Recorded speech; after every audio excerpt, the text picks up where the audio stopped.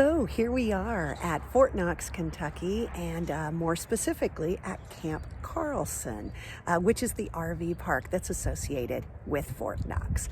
So we've actually been here a few times before. It's a really convenient location just south of Louisville and really great roads to get here. So I believe this is actually our third stay at Camp Carlson, and we've enjoyed it every time. So I'm going to take you around. We're going to show you some things on the base. We're going to show you some things right here in the campground. And hopefully, oh, you know what? We might even talk about some things that you might want to do while you're in the area. And hopefully, when we're done with all of that, we might tempt you to come to this area of the Midwest. One thing you need to know about this base is that there are a lot of low clearances. This one's just 10 feet, 10 inches. So if you have much height at all, that one's going to be a struggle. So that is one thing you want to be aware of when you come on this base, because there are several of those low clearance that you have to go through, like I showed you. So one of them was like 10 feet, 10 inches. One of them was 13 feet, 6 inches. So it's possible that you could get your RV through them, but you're definitely going to want to be aware of that and look before you drive, okay? Now, one thing I will tell you is that this base has a lot of amenities. There's a great there's a furniture store, there's a really nice commissary. There are several gas stations across the base, one in housing, one in other areas. There are shopettes strategically located throughout the base. So there's a lot of amenities here, and it's a pretty great size base. But you are going to have to be able to maneuver. So you might want to park your RV first and then just bring your vehicle onto the base. It would probably be easier. But if you do have to bring your vehicle on the base, you can do it. You're just going to need to be aware of that. And we're here at the gas station, and you can see that it is nice and high. So you could certainly bring your RV here if you needed to get gas. But again, you're going to have to really watch those low clearance areas for getting to the gas station. One other thing to keep in mind is that they do not sell diesel on base. So if you are a diesel vehicle, you're going to need to get that off post. On base, all they sell is regular gas. But one thing to take note is that if you have the Star Card, which you can use at any of your NEX locations or PX or any of your base exchanges, you actually can save 5 cents on the cost of gas. So a few of the other amenities I wanted to point out on the base, which I think are really great, is this building that you see here, that is actually a clinic, so a health clinic you can go into. And back here, I'll try to zoom in a little, back there, that white building, that's actually the base hospital. We also saw in this area that there is also a VA clinic. So there are a lot of amenities that you can take advantage of right here on Fort Knox. And here in front of us, you can see that there is a huge RV storage area located here on the main base. And it's just right beside the commissary, and then the BX is on the other side of that. There's a very nice golf course on Fort Knox itself. And our favorite part of the golf course is what you see in the distance right here, and that is the gold repository. And if you play the back 9 of the golf course, you will actually go as close to that as you can get without being an employee. Now, when you're in this area, one of the things you're definitely wanting to go see is this right here. This is the George Patton Museum. There is a lot of great memorabilia in there of Patton and his time in the Army. Now, something you're probably already aware of, but if not, I want to make sure to point it out, and that is that Kentucky is known for their Kentucky straight bourbon. And the best bourbons in the world are made right here in the state of Kentucky. In fact, right around the greater Fort Knox area. So what I have here is a distillery map. I'm going to open this up and let you take a look. So here is this Kentucky bourbon roadmap. Now, a couple of things I want to point out. First of all, there is a myth out there that bourbon can only be made in Kentucky. That's actually not true because what determines a bourbon is based on its contents, not the location in which it was done. However, in order for a whiskey or a bourbon to have a Kentucky bourbon classification, it must be done entirely in the state of Kentucky. And as I said a minute ago, in my humble opinion, the best bourbon in the world comes from the state of Kentucky. And a lot of that is due to the types of water that they have available here. But anyway, one other thing I wanted to mention that's kind of an interesting fact is that in Kentucky, when you have a Kentucky bourbon distillery, those barrels, those wooden barrels that the bourbon is stored in, can only be used one time. And after the bourbon comes out of that barrel and is put into bottles, those barrels can never be used again for bourbon. So they actually sell those. And a lot of rum distilleries, both locally and in other countries, will buy those bourbon bottles or those bourbon barrels, and it actually gives their rum a much more robust flavor. So there you go. But anyway, on this map, there's actually two different kinds of bourbon distilleries listed. So one are what they refer to as signature distilleries. Those are going to be your Angel's Envy, your Maker's Mark, and some of those Woodford Reserve, those types of things. Then there's going to be some small batch distilleries or micro distilleries. They call those craft bourbons and whiskeys. So those are a lot of fun to go to as well. We actually enjoy doing both. You can pick these maps up free of charge at any distillery you stop at, and probably even at the Kentucky Welcome Center. But I encourage you to go check them out. It's a fascinating process, and even if you're not a bourbon or whiskey drinker, it would be a really interesting trip to take one. Go through the tours. Maybe even do a tasting if you want, but there's a lot of rich history here in the Bourbon District of Kentucky. So if you are coming to the base or the campground for Fort Knox, that is actually called Camp Carlson. And Camp Carlson is not on the base itself. So what you're going to do is if you're coming from the south, you're going to come up on 31W. You're going to come north on that. And you're actually going to go past Fort Knox. And you will then go on down the road just a little ways, not terribly far, till you get to 60. And you are going to go west on 60. Now, if you're coming from the north, you're going to do just the opposite, obviously. But it's only about 3 or 4 miles from the base itself.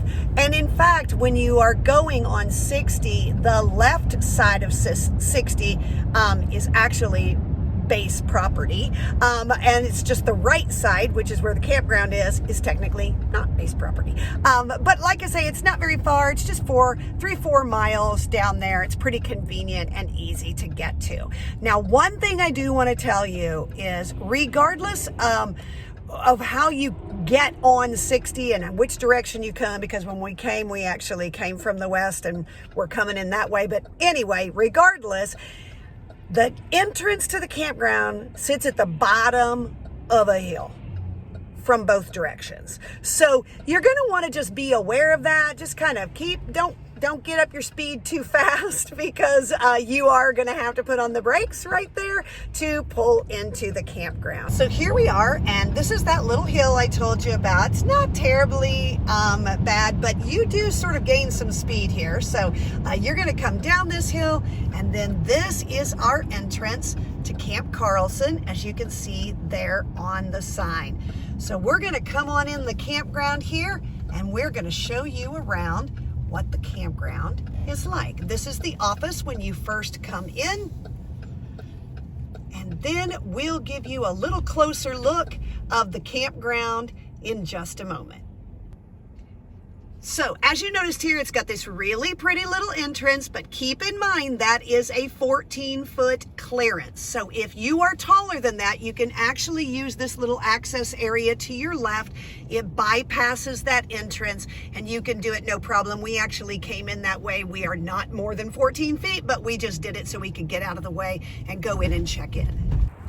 So here we are at our actual campsite. You can see my RV behind us. So the campsite's here. The roads are paved, but the campsites are gravel, as you can see behind me.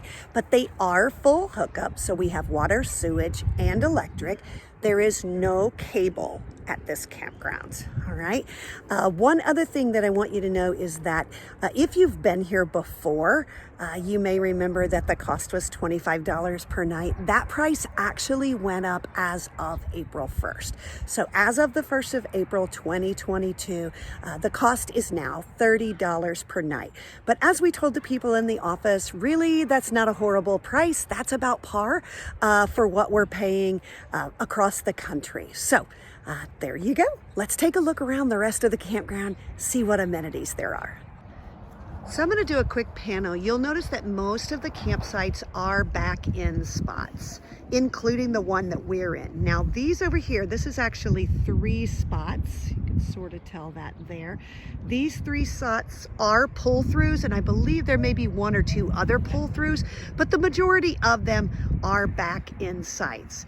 You can see that there are some trees, not a ton of trees to have to maneuver around, but there are some that would provide you some shade in the summertime, which would be nice.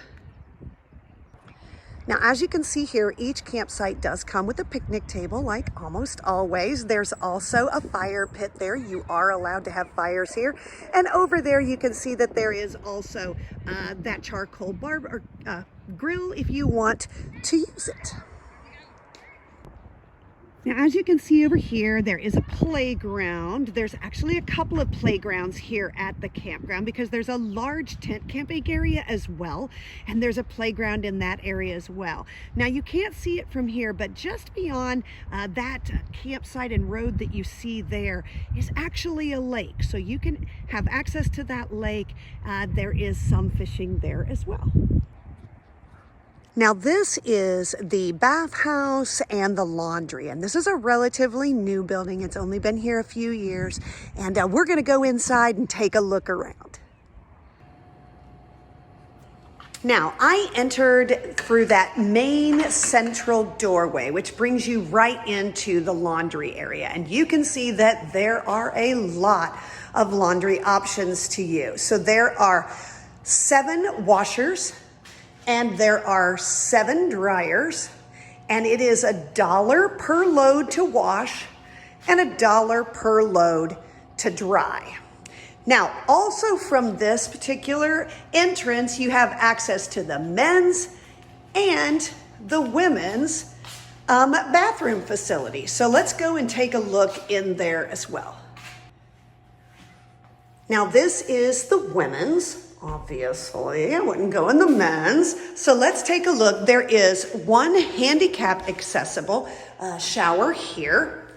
A lot of room in there. It's got the seating, it's got the removable shower head, it's got the shower curtain, and then it's got an area here where you can sit to dry off and put your things. And then next to it, we have another one. This one is not quite as large, so I would not consider this one handicap accessible, but the other one is really generous in its size. Also in this area, there are 2 restrooms. One is not handicap accessible, and the second one is. And this is a really nice, long area. It's got 3 sinks. That's the entrance to the laundry room, but on the opposite side is an external entrance as well. So you can come in either one of those. Now, one thing I didn't mention when I was out here in the laundry area before is that they do have softeners for your laundry, and they have a coin machine, but both of those today are out of order. So I don't know how long they've been out of order because we haven't been here that long, but they are currently out of order. But this is the other thing that's really nice is the whole back side of those washer and dryer area is this really long area where you can do fold your clothes, which is really convenient. Now, the bathrooms were on the right side of this building, laundry in the middle, and then to the left, you have this space. So this is an area where you can certainly get together with friends, play games, you can watch TV. There's a little kitchen area in there. There's a microwave. There's actually a couple of them. A few other small appliances, so you could certainly utilize this space. There is a soda machine, $1.75 for a bottle of pop, which is not too bad. There are a few games and puzzles over here. And then on these two walls, you can see that there are videos, although honestly, I'm not sure who owns a VHS anymore, but if they do, we could certainly help them with videos. And then over on this side, again, there are some videos, but there are also books. And this is one of those, you know, take one, bring one. You can certainly utilize the book options that are here. Well, good morning, guys. Phil here. I'm on my morning walk and I came across the Base Lake. You can see here what the fishing regulations are. Wanted to include this kind of thing because this is stuff that interests me. I also know that they do have hunting here at Fort Knox. They have an office specific for the hunting, but they have a Base Lake here. This is down one of the trails or one of the gravel roads down into this area. They have a shelter house that you can rent or use.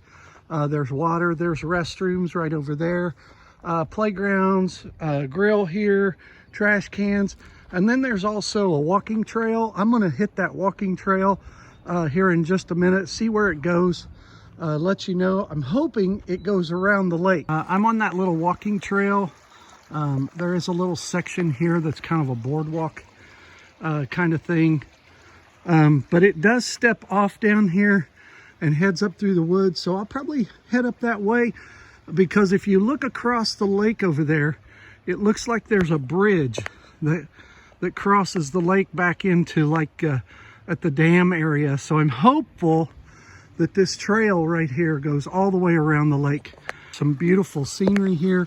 Looks like there's a cave up in there, up in the rocks, but they do have it fenced off, so you can't go up in there. But just gorgeous views this morning. I am on the way around the lake. There is a trail here. It's not kept up very well. There's some trees across the trail that I had to climb over, but that's no big deal. But I'm kind of on the back side of the lake now. You see the geese out there, you hear them, crazy Canadians. But it's actually a very beautiful area back in here. You see across the way there is a place you can rent. It's a big facility you can rent that's right on the lake. It has a big patio out on it. It's just gorgeous. Down there you can see the dam for the lake, and I'm still hopeful that I can get all the way around the lake on this little trail here. Okay, I'm still on the trail. As you can see, it is not maintained at all. A lot of downfalls, a lot of blown down. Well, folks, I made it around the lake. You can see there's where I started. Over in there, you can just barely see the little bit of walkway there in the very distance. Come all the way around the lake. Here's the trail coming along, and then we go back onto a boardwalk here and across the dam to back into the roaded area, or the area where there is gravel roads. One thing I will recommend if you're going to do this, bring a walking stick or two. There are some spots where it's pretty narrow, and there was a couple times where I slipped a little, mainly because the trail was damp this morning. But great little hike, probably a half a mile around. Okay guys, just finishing up my walk today. You can see here, this is the fishing requirements for Otter Creek. And you'll see down in the bottom, there's Otter Creek down in there. It's what flows out of the lake, and it goes all along. The exciting thing is, if you'll notice that first line, Kentucky fishing license without with trout permit, there must be trout in that river. So friends, I hope you enjoyed the video, getting to see a little bit of Fort Knox, as well as talking about some of the great amenities in this area with those bourbon distilleries, as well as the General Patton Museum. So much fun stuff to do right here in this greater Louisville area. And also, one thing I didn't mention earlier, but would be a really great thing to do, if you're going to go into Louisville and do some of those bourbon distilleries, you definitely want to go to the Louisville Slugger Museum, and you can tour their factory where they're making baseball bats every single day. Super fun thing to do also. So add that to your list as well. But I just hope that if you're ever in this area or coming through this area, that you will come and check out Camp Carlson. We really love this campground. It's convenient, it's nice, the amenities are great. So I encourage you to come, check it out, spend a little time in Kentucky. I don't think you'll be disappointed. As always, we're Hendrick Home on the Highway, and we will see you down the road.